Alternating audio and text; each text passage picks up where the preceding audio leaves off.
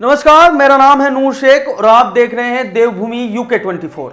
10 मई यानी आज कर्नाटक विधानसभा चुनाव में वोटिंग होनी है और बात अगर ओपिनियन पोल की करें तो इस चुनाव में बीजेपी बैकफुट पर नजर आ रही थी। वहीं कांग्रेस को प्रचंड बहुमत मिलता दिखाई दे रहा है, लेकिन अब माना जा रहा है वोटिंग से महज एक दिन पहले कांग्रेस के साथ खेल हो गया है, जिससे कर्नाटक विधानसभा चुनाव का गणित बदल सकता है।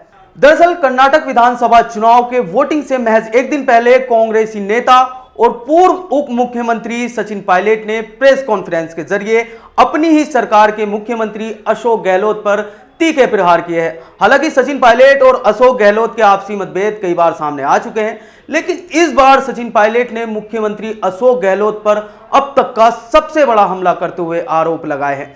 सचिन पायलट ने इस प्रेस वार्ता के जरिए कहा है अशोक गहलोत की नेता सोनिया गांधी नहीं बल्कि वसुंधरा राजे सिंधिया है। इसके अलावा उन्होंने अपनी ही सरकार के खिलाफ 11 मई से जन संघर्ष पद यात्रा शुरू करने की बात कही है, जो यात्रा अजमेर से होकर जयपुर तक जाएगी। उन्होंने कहा है ये यात्रा भ्रष्टाचार के खिलाफ है और युवाओं के अधिकारों की रक्षा के लिए है।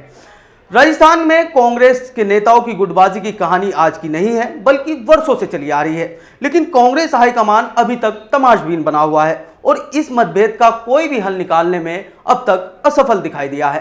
खैर, चुनाव से एक दिन पहले इस तरह से सचिन पायलट ने अपनी आपसी गुटबाजी के चलते जो अपनी सरकार पर निशाना साधा है, उस हिसाब से चुनावी पंडितों का मानना है इसका असर कर्नाटक का चुनाव में दिख सकता है, क्योंकि जहां कांग्रेस कर्नाटक में पूरा चुनाव भ्रष्टाचार के खिलाफ लड़ रही है, 40% कमीशन का नारा देकर लगातार राहुल गांधी इस पूरे चुनाव में प्रचार कर रहे हैं, वहीं उन्हीं की पार्टी के नेता अपनी ही सरकार पर भ्रष्टाचार के आरोप लगा रहे हैं। ऐसे में सचिन पायलट की इस प्रेस वार्ता के कई मायने निकाले जा रहे हैं और कहा जा रहा है इसका असर कर्नाटक विधानसभा चुनाव में दिख सकता है।